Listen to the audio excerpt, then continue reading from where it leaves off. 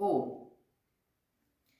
नमो सद्गुरु ज्ञानदीप प्रकाशा, नमो आद्य रूपानंता परेशा, नमो मंगला मंगल दैत्यहारी, नमो तत्कृपा पूर्ण दोषा निवारी.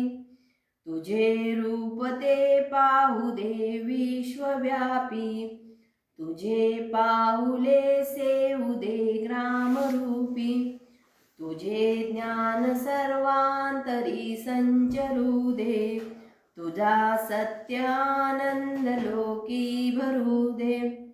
खरे नाम निष्काम ही ग्राम सेवा, झटू सर्व भावे करू स्वर्ग गावा. कळो हे वळो देहकारी पडू दे, घडो दे प्रभू हे वडे हे घडू दे, घडू दे प्रभू हे वडे हे घडू दे.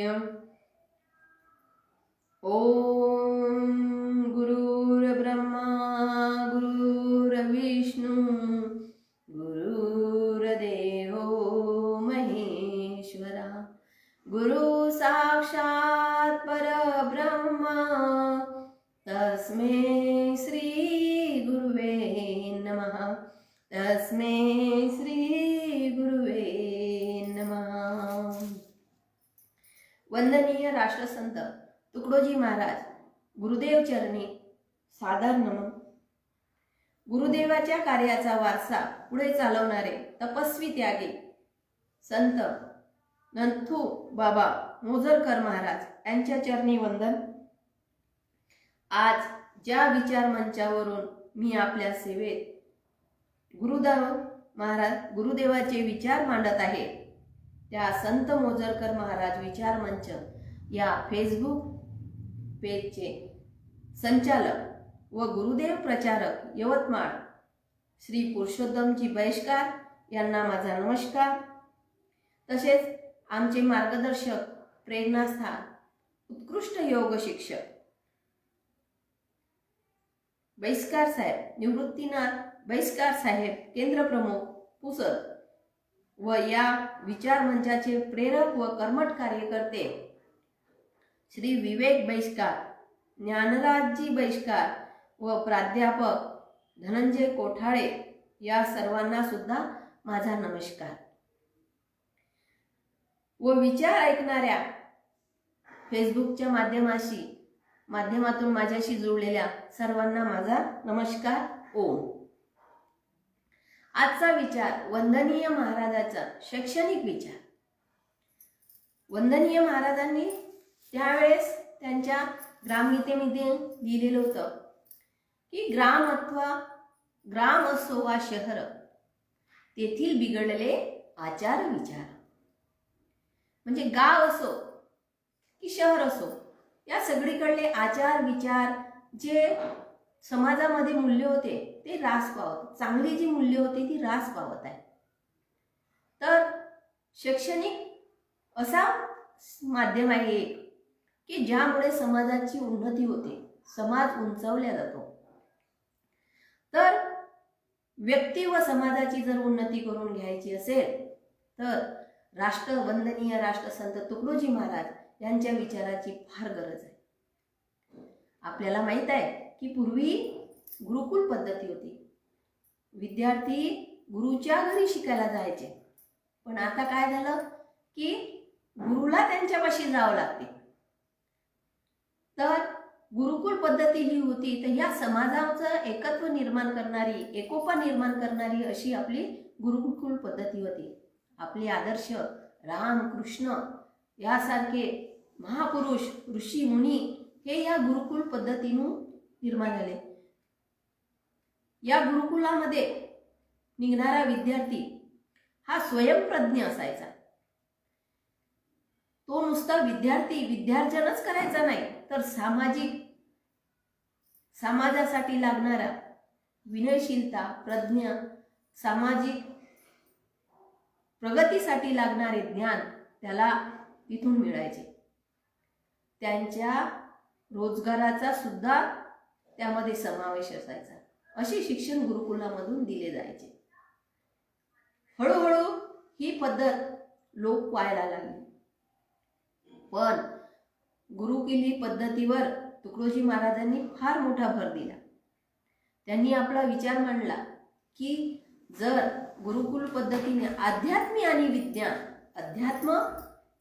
आणि विज्ञान याला वेगळं करायचं नाही, अध्यात्म आणि विज्ञान यांच्या सोबत जर आपण सांगड घालून जर त्यांना शिक्षण दिलं तर विद्यार्थी आदर्श विद्यार्थी तयार होतात, सुजाण नागरिक तयार होतात या गुरुकुल पद्धतीनुसार. तर असे हे गुरुकुली पद्धतीमध्ये एक आम्हाला गोष्ट सांगितल्या जायची गुरुकुली पद्धतीची, सगळ्यांना माहीत आहे, पण पुन्हा मी एकदा रिपिटेशन आपल्याला जाणीव व्हावी. या गुरुकुली पद्धतीचं कसं शिक्षण होतं की 3 शिष्य होते, गुरुकुल पद्धतीमध्ये शिकायला गेले. त्यांचं ज्ञानांजनाचं ज्ञान पूर्ण झालेलं होतं. त्यांची परीक्षा पण झाली. ते परीक्षेमध्ये छान गुण मिळवून पास पण झाले. आता गुरुजींनी त्यांनी घरी जायची आज्ञा पण दिली. मग त्यांनी आज्ञा घेतल्यावर निघाले ते रस्त्याने. आपलं सामान वगैरे बांधलं, गाठोडं बांधलं आणि घेऊन निघाले गावाकडे. आनंदात निघाले की आता आपण आपल्या आईवडिलांना भेटणार, आनंद त्यांना घरातल्या कुटुंबातल्या व्यक्तींना भेटणार, आनंदाने निघाले. पण काय झालं, निघत असताना थोड्याच दूर अंतरावर एक झाड पडलेलं होतं रस्त्यावर. त्या झाड पडत असल्याने पहिला जो विद्यार्थी होता त्याला खूप घाई होती घरी जायची. त्यानं काय केलं, त्यातून फांद्या वगैरे असे सावरत त्यातून मार्ग काढला आणि तो पुढे निघून गेला. दुसऱ्यांनी पण तसंच केलं. दुसऱ्यांनी थोडंसं आवर सावर केलं, फांद्या मोड माड केल्या इकडून तिकडून आणि त्यानं पण आपला मार्ग काढला. पण जो तिसरा शिष्य होता त्यानं विचार केला की हे झाड जर रस्त्यात असंच पडून राहिलं तर किती जणांना त्रास होईल. तर त्यांनी काय केलं, हातचं गाठोडं हे बाजूला ठेवलं, झाडाला बाजूला केलं, जेवढं जमते त्याच्या फांद्या तोडल्या, जेवढा रस्ता मोकळा होते आपल्याच्यानं तेवढा रस्ता त्यांनी मोकळा केला. मग 3 शिष्यांना समोरून येताना गुरुजी दिसले. गुरुजींना प्रणाम करून ते म्हणाले, गुरुजी आपण इकडे. त्यांनी सांगितलं की बाबा तुमचे दोघांचं शिक्षण काही पूर्ण झालेलं नाही, तुम्हाला पुन्हा अजून गुरुकुलामध्ये प्रवेश घ्यावा लागेल. आणि तिसऱ्याला घरी जाण्याची आज्ञा दिली. तर का बरं, की जोपर्यंत आपलं शिक्षण समाज उपयोगी होणार नाही तोपर्यंत ते शिक्षण गणल्या जाणार नाही. नुसतं शिक्षण घेऊन कारकून तयार करण्यापेक्षा शिक्षणातून सुजाण नागरिक तयार झाला पाहिजे. त्यांना त्यामुळे समाजाची उन्नती झाली पाहिजे. आणि हेच विचार तुकडोजी महाराजांनी आपल्याला सांगितलेले आहे. आणि आपल्याला तुकडोजी महाराजांचं शिक्षण हे 4थी पर्यंतच झालेलं आहे. पण तुकडोजी महाराजांनी एक शिक्षण तज्ज्ञासारखी भूमिका यामध्ये निभावलेली आहे. त्यांनी सुरुवातीला रात्रीच्या शाळा लोकांना सुजाण करण्यासाठी, लोकांचं अज्ञान दूर करण्यासाठी रात्रीच्या शाळा काढल्या होत्या की यामधून सुजाण असे नागरिक तयार झाले पाहिजे. सुजाण नागरिक जर तयार झाले तर समाज सुरळीत राहतो, समाजाचा जो विकास आहे तो प्रगत पावतो. समाजामध्ये आचार विचार जर चांगले राहिले तर समाजामध्ये कलह निर्माण होत नाही. हे विचार त्यांनी म्हणले. अध्यात्मासोबत विद्याज्ञान याचं काम तुकडोजी महाराजांनी केलं. मग त्यांचा मार्ग कोणता होता, भजन होतं, कीर्तन होतं, या माध्यमातून त्यांनी केलं. तर असे हे निर्माणाचं काम तुकडोजी महाराजांनी हाती घेतलं. त्यांना जर समाज निर्माण करायचे असेल तर त्या प्रकारचे गुरुजनही द्यावे लागेल. त्यांनी ग्रामगीतेमध्ये ओळ लिहून ठेवलेली आहे की गुरुजनी ऐसे द्यावे धडे, गुरुजनी ऐसे द्यावे धडे, आपुला आदर्श ठेवून पुढे. विद्यार्थी तयार होती चौकडे, राष्ट्र होईल तेजस्वी. जोपर्यंत असे गुरुजन निर्माण होणार नाही, मग त्या गुरुजनांनी आदर्श कोणता ठेवायचा? स्वतःचा आदर्श ठेवायचा. की जे मुलं आदर्श घेऊन पुढील समाजासाठी भावी नागरिक तयार होते, असे हे गुरुजनही आपल्याला सापडले पाहिजे. आणि विद्यार्जन सेवाच आहे. सुजाण नागरिक निर्माण करणे हे सुद्धा एक सेवेचंच व्रत आहे. तर या गुरुकुल पद्धतीमध्ये वंदनीय महाराजांनी सांगितलं की त्यांनी दोन पद्धती, मुलांना जसं शिक्षणाचा अधिकार आहे तसंच महिलांना सुद्धा शिक्षणाचा अधिकार आहे. पण त्यांनी राष्ट्रवंदना म्हटली आहे, तन मन धन से सदा सुखी हो, भारत देश हमारा. एका दृष्टीने तन मन धन या तिन्ही माध्यमातून आझाद नागरिक, माझा देश हा सुखी झाला पाहिजे.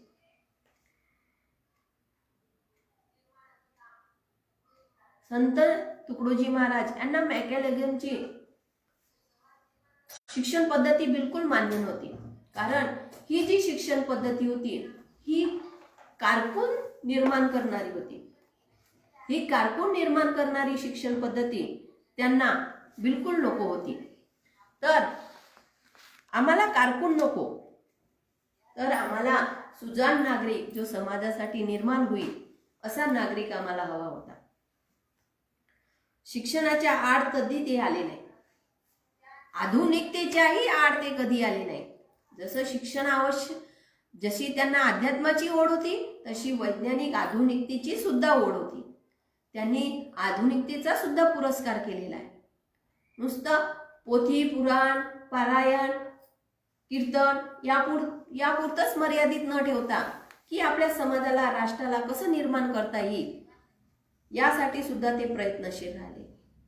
त्यांनी जो गुरुकुलीय अभ्यास आहे, वेदांत आहे, याचा सुद्धा त्यांनी पुरस्कार केलेला आहे की आमच्या मुलांना आमच्या जवळ जी धरोहर आहे त्याचा सुद्धा वाटा मिळायला हवा. आणि त्यांनी शिक्षण देताना पहा त्यांचं किती म्हणजे मन, संतांचं मन पहा, लहान मोठ्या माणसांपासून तर लहान मुलांना सुद्धा कसं शिकवायचं. आणि त्यांनी साधं याच्यात ग्रामगीतेमध्ये लिहिलं आहे की लहान मुलांचं मन किती हळवं असते. या कोवळ्या कळ्या माझी लपले ज्ञानेश्वर रवींद्र शिवाजी. काय म्हणतात? कोवळ्या कळ्या माझी लपले ज्ञानेश्वर रवींद्र शिवाजी. विकसिता प्रगटतील शेकडो, विकसिता प्रगटतील समाजी शेकडो महापुरुष. असे लहान मुलांना जर वळण लावायचं असेल तर असे शेकडो महापुरुष जर निर्माण करायचे असेल तर आपल्याला शिक्षण पद्धतीमध्ये अमूलाग्र बदल करायला हवा. आमचं शिक्षण नोकरी पेशासाठी शिक्षण झालेलं आहे. समाजाचा कार्य करण्यासाठी, समाजाची उन्नती, सामाजिक मूल्य निर्माण करण्यासाठी जे शिक्षण हवं आहे ते आम्हाला मिळत नाही आहे. त्याची कुठेतरी गरज, कमतरता भासत आहे. त्या विचाराची गरज आज आम्हाला आहे. तुकडोजी महाराज सांगतात की आपल्या शिक्षणातील जर दोष दूर करायचे असेल तर पुस्तकासोबत जीवन उपयोगी शिक्षण देणे आवश्यक आहे, ज्यामुळे तो जीवनात काहीतरी प्रगती करू शकेल,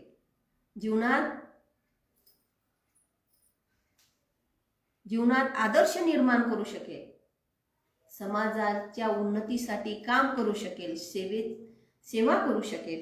असं काहीतरी शिक्षणात बदल करावा लागेल. म्हणून ज्ञानार्जनासोबतच व्यावसायिकतेची भर सुद्धा या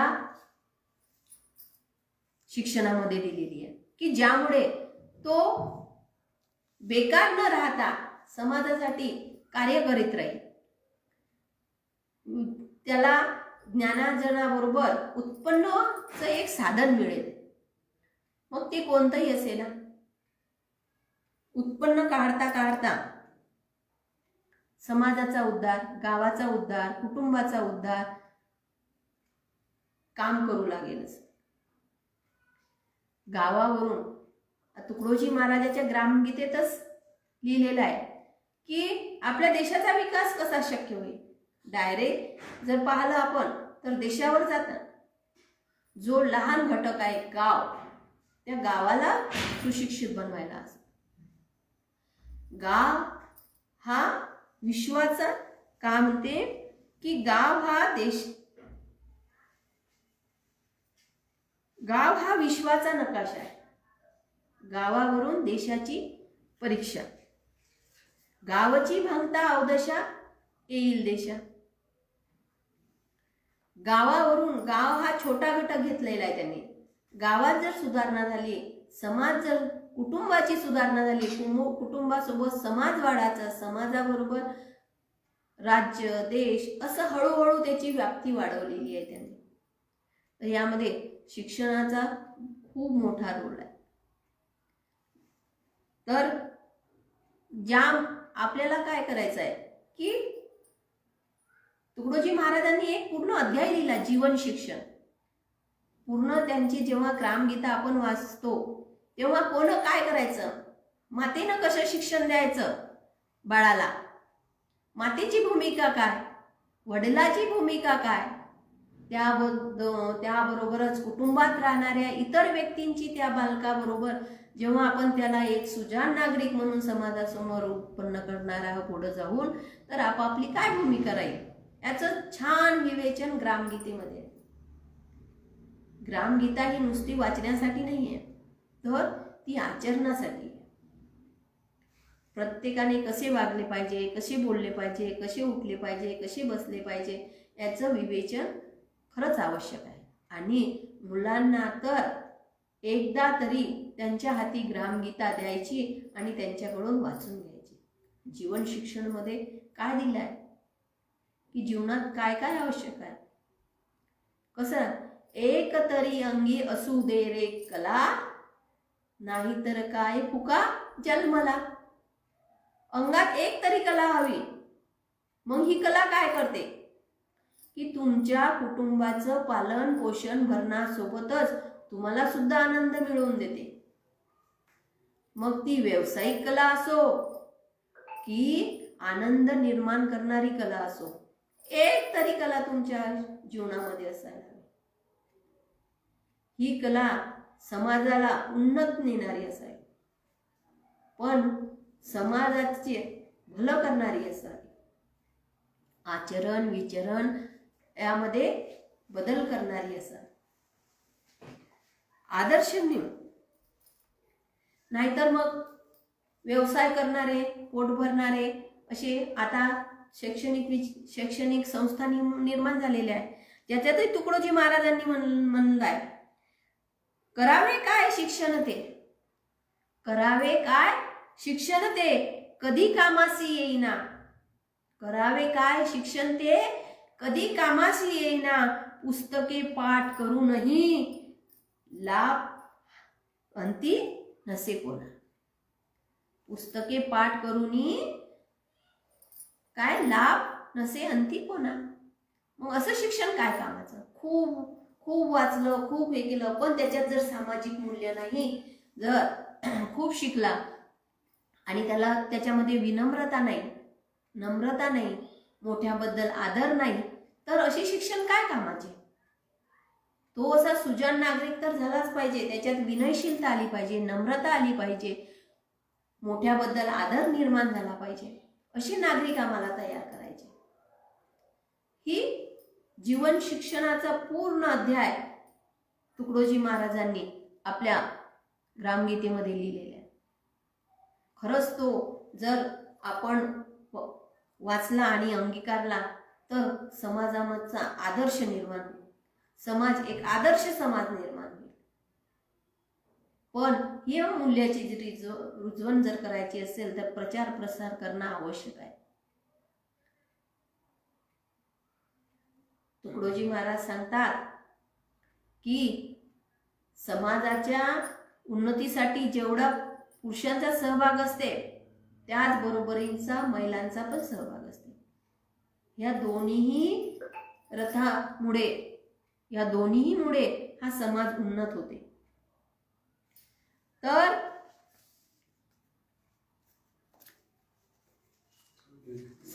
समाजाची उन्नती करायसाठी महिलांना सुद्धा मागं नको राहिला. तर मग या शैक्षणिक प्रवाह वळण लावण्याचं काम हे महिलांच्या हाती आहे. विद्या हे एक भूषण आहे आणि त्या भूषणामध्ये विनय असायला हवा. त्याच्यातली एक ओळ आठवते, मी तुम्हाला सांगते. विद्या तभी भूषण बने, विद्या तभी भूषण बने जिसमें विनय भर जाएगा. विद्या तभी भूषण बने जिसमें विनय भर जाएगा. अगर नम्रता और शील नहीं तो ज्ञानी भी गिर जाएगा.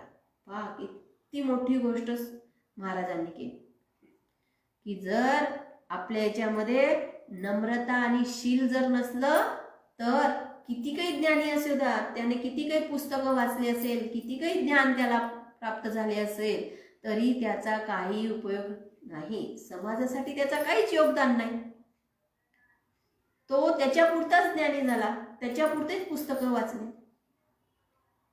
लाख पुस्तकं वाचली असेल पण कृतीत जर एकही उतरलं नसेल तर काय करावं. असं शिक्षण आम्हाला नको.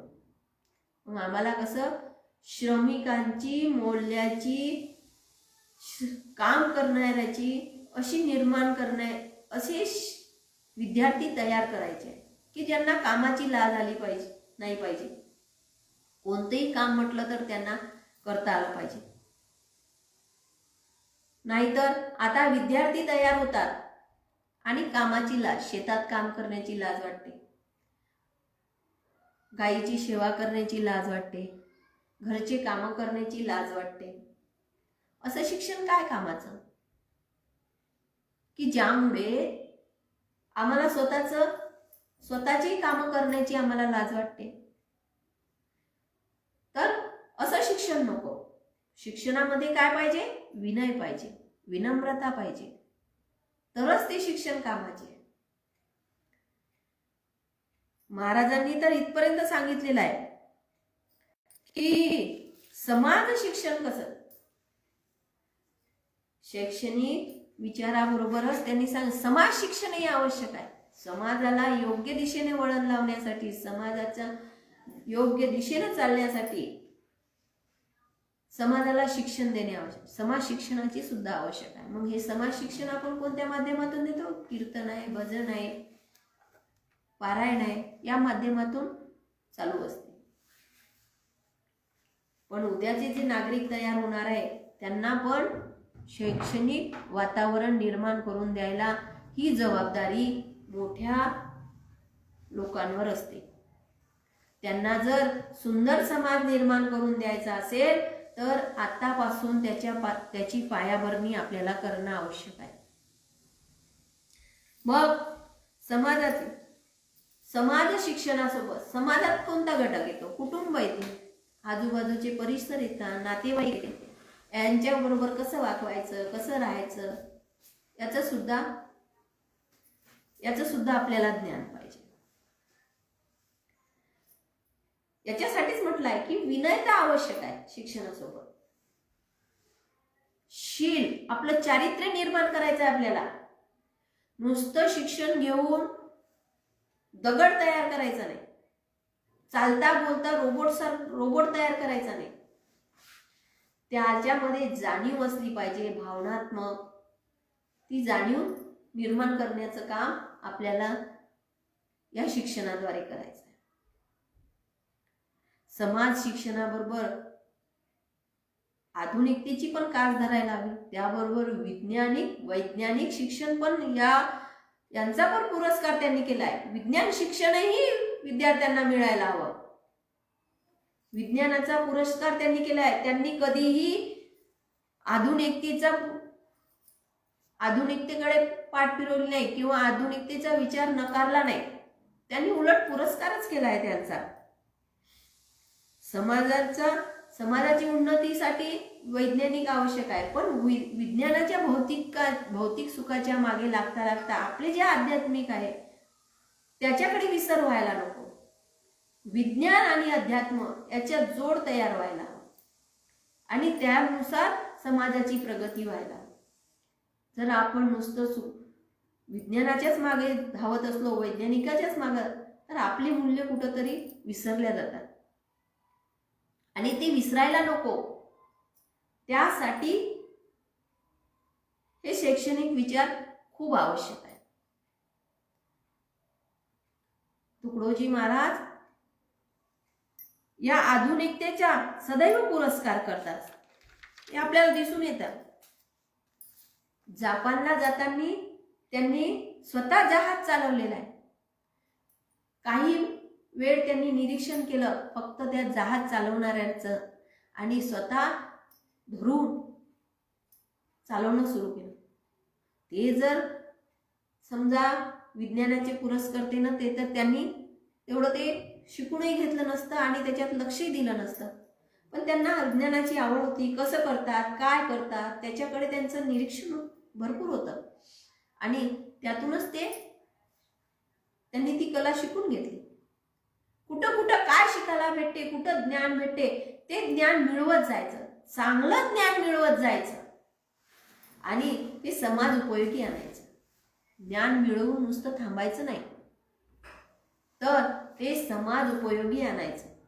समाजामध्ये आचरणात जीवन शिक्षण हा त्यांनी पूर्ण अध्यायच लिहिलाय. विद्ये अंगी व्हावा विनय, विद्या करी स्वतंत्र निर्भय. विद्ये अंगी व्हावा विनय. विद्येच्या अंगी काय असावं? विनय. आणि निर्भय करते ही विद्या. समाजाला कधीही घाबरत नाही. समाजामध्ये उद्दंड, समाजाला अधोगतीने नेणारे असे काही गुंड असतात, त्याच्याशी सामना करायला सुद्धा हे घेत नाही. असे सामाजिक सही तयार करायचे की जे समाजाला विद्रूपाकडे नेत आहे, त्यांना अडवायचं आहे. अशा लोकांना जर अडवायचं असेल तर शैक्षणिक प्रगती आवश्यक आहे. पण कोणती? मेकॅनिक नाही, तर ही आमची गुरुकुल पद्धती हे आवश्यक आहे. यामध्ये जी मूल्य सांगितलेले आहेत त्या मूल्याचा पुरस्कार झाला पाहिजे. आता मी आमच्या शिक्षणात मूल्याचं दिलेलं आहे, मूल्य दिलेलं आहे, श्रम प्रतिष्ठा दिलेली आहे, सर्व धर्म समभाव दिलेला आहे, सगळ्या प्रकारचे मूल्य दिलेले आहे. पण खरंच मूल्य रुजवली जातात काय? ती रुजवायची गोष्ट नाही आहे. ती अशी सांगून रुजवायची नाही, ती कृतीतून त्यांच्याकडून रुजवून घ्यायची आहे, त्यांच्याकडून करून घ्यायची, त्यांच्यामध्ये ती तयार करायची आपल्याला. असे हे मूल्य जर समाजात रुजले तर एक आदर्श नागरिक, सुजाण नागरिक तयार होतो. आणि या परकीय आक्रमणानंतर तर समाजाचे नीतिमूल्य हे ढासळतच आले. त्यामध्ये इतके ढासळले की आता तर कहरच केलेला आहे. यासाठी तर संतांच्या विचाराची खूप आवश्यकता आहे. आणि असे काहीतरी अंधारात तरी एक दिवा जरी लावला आपण, तरी पंथी जरी लावली तरी त्याचा उजेड आजूबाजूला भरपूर पडतो.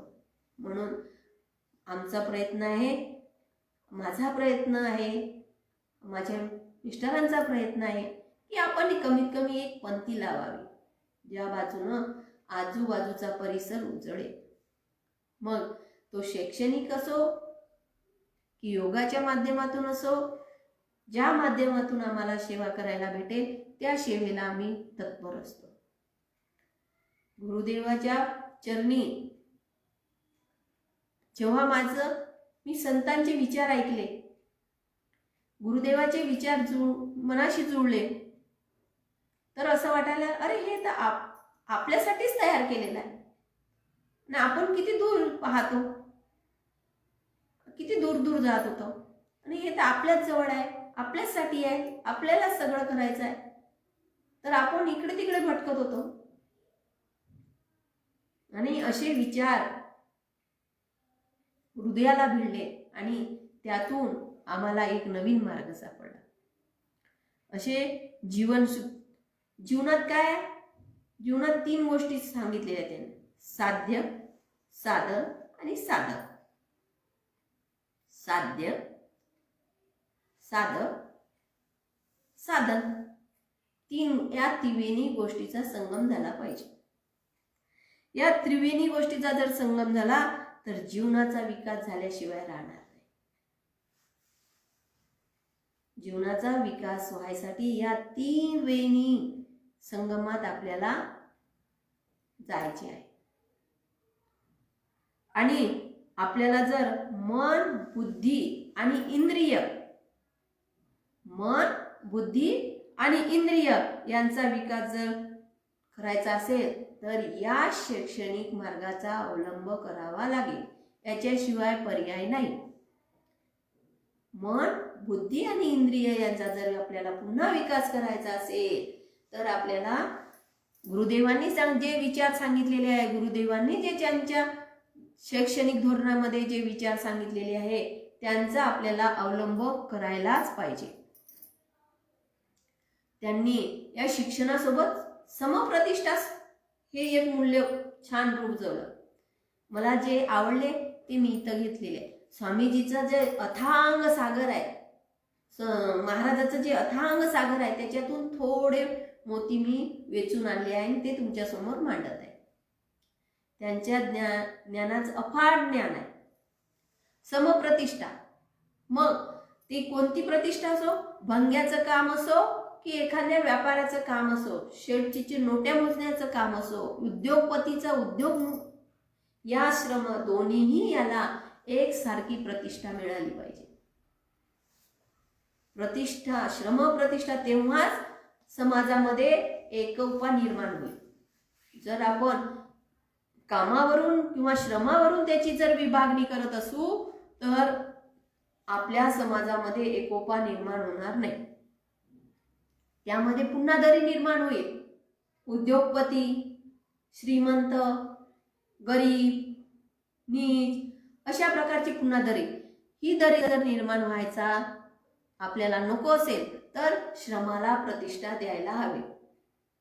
माननीय पंतप्रधानांनी सुद्धा जे कामगार आहे, कचरा उचलणारे, आपण त्यांना म्हणायचं कचरेवाला नाही म्हणायचं त्याला. ते तर कचरा तर आपण करतो, तो नेणार आहे, त्याचीच प्रतिष्ठा वाढवली. प्रत्येकाने कचरा करू नये, स्वच्छ राखायचं. स्वच्छतेवाला आहे, तो झाडून काढतो, स्वच्छ करतो आणि कचरा घेऊन जातो. आणि हीच विचारसरणी आपल्याला अंगीकारायची आहे. जसजसं आपण महाराजांच्या विचारांचा सखोल अभ्यास करत जाऊ तसे त्यांचे दिव्य विचार आपल्याला पटत जातात. दिव्य विचाराचं आत्मसात होतात आणि त्या विचारातून आपल्या हातून कृती घडायला लागते. तर ही श्रम प्रतिष्ठा आपल्याला या शैक्षणिक धोरणामधून किंवा शिक्षणामधून विद्यार्थ्यांमध्ये रुजवायची आहे. तर ही समप्रतिष्ठा कशी की तुकडोजी महाराजांचं एक भजन आहे की माणूस कसा कसा बदलत जातो. त्याच्यातले मी 2 ओळी सांगते तुम्हाला की एक दिवस हत्तीवरी मिरवी त्या नवऱ्या परी. एक दिवस हत्तीवरी मिरवी त्या नवऱ्या परी, आणि एक दिवस न पुसे कोणी, सोडी प्राण तो. आता या कोरोनाच्या काळात तर ही म्हणत एकदम तंतोतंत लागू होत आहे की किती काही मोठं, एक दिवस त्याचं किती काही मोठं वैभव असलं, पण आता जर त्याला प्राण सोडायचा असेल तर त्याच्यापाशी कोणीही जायला तयार नाही. तर स्वामीजींनी, आपल्या महाराजांनी जे विचार मांडलेले आहे ते विचार तंतोतंत सामायिक, ते विचार कधीच त्याच्यावर मळगळ आलेली नसते, कधीच धूळ साचलेली नसते. ते विचार नवचेतन असते, नवचेतना निर्माण करणारे असते, आणि समाजामध्ये नवनिर्माण करण्याचं काम हे विचार करत असतात. तर सहज आठवलं आणि सहज सांगितलं तुम्हाला की हे असे जे विचार आहे हे आपल्याला स्फूर्ती देतात. महाराजांची भजनं तर एकापेक्षा एक आहे की कसा राहतो तू, कसा उठतं, कुठं बसतं, काय करतं, कसं राहायला पाहिजे, कुठं बसायला पाहिजे, कुठं जायला पाहिजे, कुठं जायला नाही पाहिजे, बारीक सारीक गोष्टीचा विचार त्यांनी आपल्या ग्रामगीतेमध्ये मांडलेला आहे. कोणत्या परिस्थितीत कसं वागायचं हे सुद्धा त्यांनी आपल्या ग्रामगीतेतून मांडलेलं आहे. आणि या शैक्षणिक याचा तर अथांग जर आपल्या समाजाने विचार केला तर हे शिक्षणामुळे अमूलाग्र असा समाजामध्ये परिवर्तन होऊ शकते. या ग्रामगीतेच्या शैक्षणिक जीवन शिक्षणाच्या धोरणातून जर आपण उपक्रम राबवला तर यामधूनही कधीही एकही विद्यार्थी वाम मार्गाला जाणार नाही, वाईट मार्गाला जाणार नाही. अशी जर शिबिरं घेतली तर त्यांना आवड निर्माण झाली पाहिजे, त्यांच्या कुलागुलांना वाव मिळाला पाहिजे, असे शिक्षण आपल्याला समाजाला द्यायचे. तर त्याचबरोबर समप्रतिष्ठेबरोबर त्यांनी स्वच्छतेवर सुद्धा भर दिलेला आहे. मग ती स्वच्छता कोणती असो, आजूबाजूच्या परिसरातली स्वच्छता असो की तनाची मनाची स्वच्छता असो, याचं सुद्धा खूप विवेचन केलेलं आहे. तर ही स्वच्छता, परिसर स्वच्छता ही कुठं, ही मूल्य रुजवणं आपलं काम कुठं आहे, ही शैक्षणिक कामातच आलेलं आहे. त्याच्यामध्ये स्वच्छतेविषयी आवड निर्माण करणं हे सुद्धा त्या शैक्षणिकतेचंच काम आहे. शैक्षणिक धोरणामधूनच हे आपल्याला करावायचं. तर त्यांनी ओळ आहे, आठवली मला, अतिशुद्ध हो आचार से तन मन हमारा सर्वदा. अतिशुद्ध हो आचार से तन मन हमारा सर्वदा. प्रार्थनेमधली ओळ, तन मन आमचं अतिशुद्ध असलं पाहिजे. या शुद्धतेसोबत बाहेरील शुद्ध, भौतिक शुद्धतेबद्दल आंतरिक शुद्धता हे सुद्धा मूल्य विद्यार्थ्यांमध्ये रुजवायला पाहिजे. समाजाचं आपण काहीतरी देणे लागतो हे त्यांच्यामध्ये जाणीव निर्माण करायला पाहिजे. आई वडिलाच देश आपल्या जो शरीर आहे, आपल्याला जो आई बाबापासून भौतिक शरीर मिळालेलं आहे, याचं पहिला अधिकार हा राष्ट्राचा असतो, हे त्यांची जाणीव निर्माण करायला पाहिजे. राष्ट्रानंतर समाजाचा असतो, समाजानंतर कुटुंबाचा असतो, कुटुंबानंतर वैयक्तिक आपला हक्क असतो. तर हा क्रम, पण आता हा क्रम उलटा झालेला आहे. हा क्रम कसा उलटा झालेला आहे, पहिला अधिकार आपण आपला दाखवतो या शरीरावर, मग उरलं सुरला कुटुंबाचा, त्याच्यानंतर समाजाचा, राष्ट्राचा तर दूरच नाही. आपल्याला पुन्हा गुरुकुल पद्धतीनुसार महाराजांनी सांगितलेल्या शैक्षणिक धोरणानुसार पुन्हा चालावं लागणार आहे. पुन्हा आपल्याला सामाजिक विचाराची जडणघडण निर्माण करायची असेल तर महाराजांचे विचार अवश्य ऐकायला हवे. त्यानंतर सर्वधर्म समभाव हे सुद्धा आपल्या आचरणातून दिसायला हवे. त्यांनी तर सर्व धर्म समभाव एवढ्या प्रार्थना आणि एवढे अभंग लिहिलेले आहे की त्याचा सुद्धा विद्यार्थ्यांनी अंगीकार करायला हवा. आज समाजात जर एकोपा निर्माण करायचा असेल तर त्यासाठी या तत्वाचा अंगीकार करणं आवश्यक आहे. समाज निर्माण करणे हे जशी शिक्षकाची जबाबदारी आहे, आदर्श समाज निर्माण करणे जशी शिक्षकाची जबाबदारी आहे, तशी समाजाच्या प्रत्येक तत्वाची, प्रत्येक अंगाची ही जबाबदारी आहे. आपल्याला तेजस्वी राष्ट्र निर्माण करायचं असेल तर या प्रत्येक गोष्टीचा, प्रत्येक तत्वाचा आपल्याला आधार घ्यावा लागेल. हम हो पुजारी तत्व के गुरुदेव के आदेश. गुरुदेवांनी जो आदेश दिलेला आहे त्याप्रमाणे आपल्याला आपल्या कार्याची दिशा ठरवावी लागेल. समाजासाठी आपल्याला जास्त वेळ द्यायचा नाही. आपण आपल्या वैयक्तिक कामा व्यतिरिक्त समाजाला वेळ द्यायचा. त्यांनी सांगितलं की घरदार सोडून तुम्ही नुसतं समाज सेवा करू नका. तुमचं सांभाळून सेवेला काहीतरी वेळ द्या, काहीतरी सेवा करा. तुमचा आदर्श पाहून हे तुमचे कुटुंबातील लोक तयार होतील. कुटुंबात नंतर समाजावर त्याचा प्रभाव पडते हळूहळू. आणि समाजाबरोबरच समाजात जर तुमच्यासारखे अजून तुम्हाला सोबती जर सापडले तर त्याचा इफेक्ट पूर्ण समाज राष्ट्रावर तयार होतो.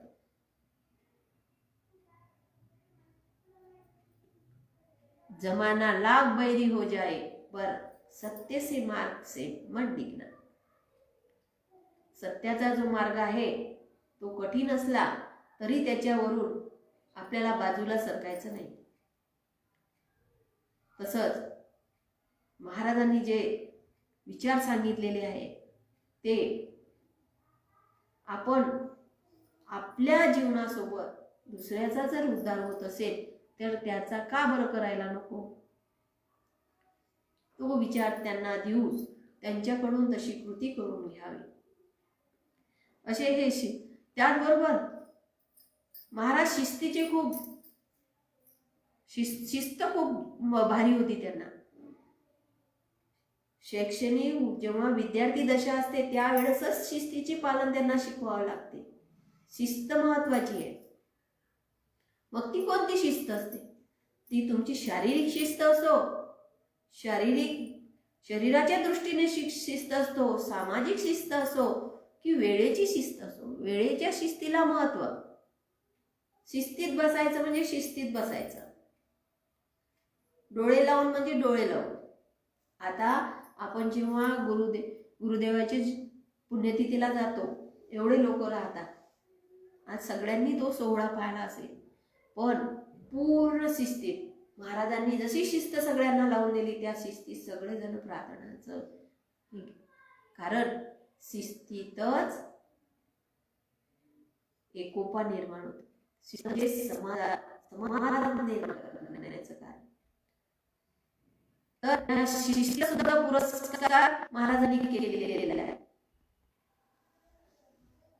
जर जीवनात शिस्त नसेल तर तुम्ही ही किती काही कार्य करा, वेळेला जर तुम्ही महत्व दिलं नाही तर तुमची कदर कोणीही करणार नाही.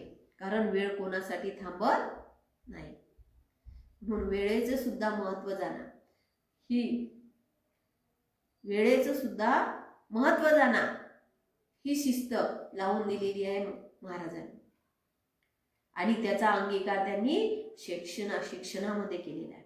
विद्यार्थ्यांना कसं वळण लावायचं, विद्यार्थी कसे शिस्तीत राहतील. मग ती शिस्त कोणती असो, त्यांची शारीरिक असो, चालण्यातून, वागण्यातून, बोलण्यातून, धावण्यातून, पळण्यातून, खेळण्यातून, कोणत्याही दृष्टीने ती शिस्त असो, ती शिस्त महत्वाची आहे.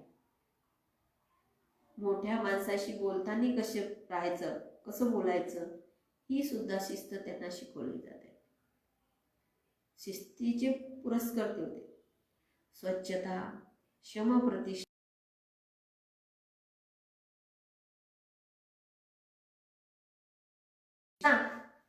एवढे सगळ्यांना एकवटायचं म्हणजे खूप मोठं, कारण व्यक्ती तितक्या प्रकृती असते.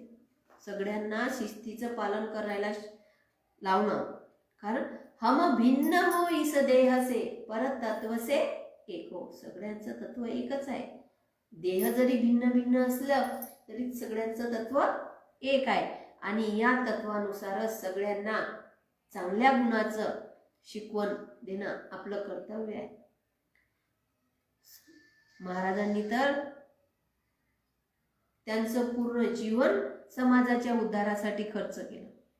समाजामध्ये जनजागृती करण्यासाठी त्यांनी खूप परिश्रम घेतले. समाजाच्या उद्धारासाठी त्यांनी आपल्या शरीराकडेही दुर्लक्ष केलं. समाजामध्ये आदर्श समाज निर्माण होणं कसा होईल याकडे त्यांनी विशेष लक्ष दिलं. त्यासाठी शैक्षणिक विचार त्यांचे आजही अनमोल नवचेतना निर्माण करणारे आहे. पण कधी कधी महाराजांनी पण खंत व्यक्त केलेली आहे. त्यामुळे मेरे वतन की है बिछुड़ी है जनता, किसी का किसी के साथ नहीं बनता. पण याच्यातही त्यांनी सांगितलंय की या सगळ्यांना सरळ करायचं आहे आपल्याला, आणि एका प्रवाहामध्ये एका दिशेने समाजामध्ये चांगला समाज निर्माण करण्यामध्ये यांना सुद्धा आपल्याला ओढायचं आहे. यांना सुद्धा घेऊन आपल्याला शैक्षणिक प्रवाह चांगल्या शैक्षणिक धोरणाकडे न्यायचं आहे. आणि त्यांचे विचार आपल्याला खूपच अनमोल वाटतात. त्यांनी सांगितलेलं आहे की आपण नेहमी नेहमी नेहमी नेहमी एकच एक काम करण्यापेक्षा मग काय करायचं, मंदिरी बसून नाग दाबावे त्यापेक्षा मार्गीचे काठी उचलावे, दुःखितासी प्रेमे पाणी पाजावे, हे श्रेष्ठ तीर्थस्थान. आपण इकडे तिकडे भटकत असतो, मार्ग भेटत नाही. अशा वेळेस त्यांनी वेळोवेळी सर्वांना मार्गदर्शन केलेले आहे की इकडे तिकडे न भटकता समाजाच्या उपयोगी कसं येता येईल त्यासाठी त्यांनी आपला संदेश दिलेला आहे. समाज विद्यार्थी कसे तयार, त्यांनी जेव्हा समाजाचा विचार केला तेव्हा लहान मुलापासून तर प्रौढाकुलापासून तरुणांना तर त्यांनी सांगितलेलं आहे की सकाळी उठून रामधून तरुणांना जर जागृत करायचं काम खरं केलं असेल तर तुकडोजी महाराजांनी, त्यांना वळण लावायचं काम, शिस्त लावायचं जर काम केलं असेल तर तुकडोजी महाराजांनी. गावागावात त्यांनी भजनी मंडळ काढले, सकाळी रामधून काढली, आणि त्याबरोबरच शैक्षणिक विचाराबरोबरच त्यांनी सामाजिक शिक्षण देणंही सुरू केलं. आणि या सामाजिक शिक्षणाचा एवढा बदल झाला की समाजामध्ये परिवर्तन घडून आलं. समाजामध्ये परिवर्तन घडून आणण्याचं काम, मोठं काम वंदनीय राष्ट्रसंत तुकडोजी महाराजांनी केलेले. त्यांनी पुन्हा जो स्त्रियांचा दर्जा घसरलेला होता, शैक्षणिक दृष्ट्या म्हणा, सामाजिक दृष्ट्या म्हणा, जो शैक्षणिक दृष्ट्या जो स्त्रियांचा दर्जा घसरलेला होता त्यासाठी सुद्धा ते त्यांच्या उन्नतीसाठी सुद्धा त्यांनी प्रयत्न केले. मग त्यांनी पुरस्कार काय केला की स्त्रियांचं शिक्षण वेगळं, स्त्रियांच्या शिक्षणाच्या आड कधीही आले नाही. त्यांना माहित आहे की जिच्या हाती पाळण्याची दोरी तिचं समाजाला उद्धारेल. मग तिलाही उच्च शिक्षण मिळालं पाहिजे, तिचाही कलागुणांना वाव मिळाला पाहिजे, यासाठी त्यांनी स्त्रियांच्या शिक्षणाचा सुद्धा पुरस्कार केला. त्यांनी महिला उन्नतीमध्ये जो अध्याय लिहिला त्यामध्ये महिलांना कसं वागायचं, महिलांनी कोणते कोणते संस्कार करायचे, बालकांवर कसे संस्कार करायचे, कुटुंबावर कसे संस्कार करायचे, हे सुद्धा त्यांनी आपल्या ग्रामगीतेतून सांगितलेले आहे. तर असे हे विचार, शैक्षणिक विचार खूप मोलाचे आहेत. त्यांनी पुरस्कार काय केला की मुलांना अलग शिक्षण, मुलींना अलग, कारण त्यांच्या कला गुणांना स्वतंत्र वाव मिळाला पाहिजे, यासाठी त्यांनी अलग शिक्षणाचा पुरस्कार केला.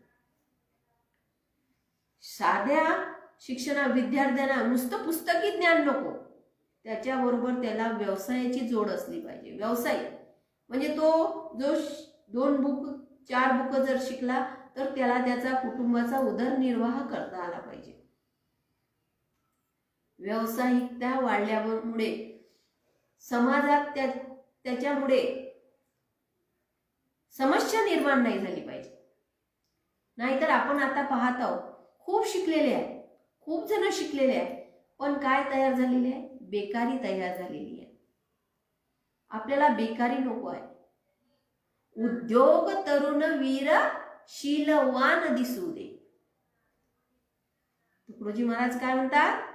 उद्योग वीर तरुण शीलवान दिसू दे. त्यांच्या शील निर्माण झाला पाहिजे, असे तरुण आपल्याला देशासाठी पाहिजे. असे शैक्षणिक धोरणातून आपल्याला असे वीर तयार करायचे आहे, असे तरुण तयार करायचे आहे. आणि खरंच त्यांच्या जर शिक्षण पद्धतीचा जर आपण अवलंब केला तर समाजाची प्रगती झाल्याशिवाय राहणार नाही. तुम्हाला ग्रामगीता सगळ्यांनी एकदा आवश्यक वाचायची. जी माझी विचार ऐकत आहे किंवा ज्यांना मी तर माझ्याकडून सांगतच असते की एकदा तरी मुलांना, लहान मुलांना ज्यांना लिहिता वाचता आणि समजते त्यांना सुद्धा ग्रामगीता एकदा वाचवायला लावायची. ग्रामगीतेत म्हटलेलंच आहे, ग्रामगीता म्हणतात महाराज, ग्रामगीता नोये पारायणाशी, वाचता वाट द्यावी जनाशी, समूळ बदलवी जीवनाशी, मनी घेता अर्थ तिचा. म्हणजे जर आपण त्याचा मनी अर्थ घेतला तर त्याच्या जीवनामध्ये अमूगला असा बदल होतो. आणि आपल्याला काय बदलत त्याच्या जीवनामध्ये असा सजातीय म्हणजे चांगल्या विचाराचा बदल घडून आणायचा आहे, तर मुलांना ग्रामगीता एकदा आवश्यक वाचून दाखवली पाहिजे. त्यांचा अर्थ त्यांना समजून सांगितला पाहिजे. असे हे शैक्षणिक धोरणाविषयी तर मला इथे माझा मी नेहमी योगासनाच्या माध्यमातून ऑनलाईन राहते, पण मला आता असं बोलण्याची संधी पहिल्यांदा दिली याबद्दल धन्यवाद. मी पहिल्यांदा या प्रकारचे व्याख्यान करत आहे आणि माझ्या काही चुका झाल्या असेल तर त्या माझ्या, आणि बाकीची सेवा ही गुरुदेव चरणी अर्पण. आणि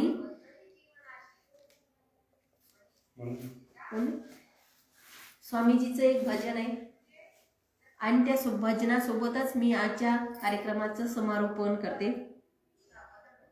निर्माणों के पावन युग में हम चरित्र निर्माण न भूले, निर्माणों के पावन युग में हम चरित्र निर्माण न भूले, स्वार्थ साधना की आंधी में वसुधा का कल्याण न भूले, माना अगम अगाध सिंधु है संघर्षों का पार नहीं, किंतु डूबना मझधारों में साहस को स्वीकार नहीं, जटिल समस्या सुलझाने को नूतन अनुसंधान न भूले, स्वार्थ साधना की आंधी में वसुधा का कल्याण न भूले, आविष्कारों की कृतियों में यदि मानव का प्यार नहीं, सृजनहीन विज्ञान व्यर्थ है, प्राणी का उपकार नहीं, भौतिकता के उद्यानों में जीवन का उत्थान न भूले, स्वार्थ साधना की आंधी में वसुधा का कल्याण न भूले, निर्माणों की आंधी में पावन युग में हम चरित्र निर्माण न भूले। वसुधा की आंधी में सुधा का कल्याण भूले। धीर विनय आदर्श श्रेष्ठ तार बिना झनकार नहीं। शिक्षा का क्या स्वर साथ सकेगी यदि नैतिकते का आधार नहीं। कृति कुमोदों की गरिमा में संस्कृति का सम्मान न भूले। स्वार्थ साधना की आंधी में वसुधा का कल्याण न भूले। निर्माणों के पावन युग में हम चरित्र निर्माण न भूले। स्वार्थ साधना की आंधी में वसुधा का कल्याण न भूले। ओम संधी दिली। जय गुरुदेव।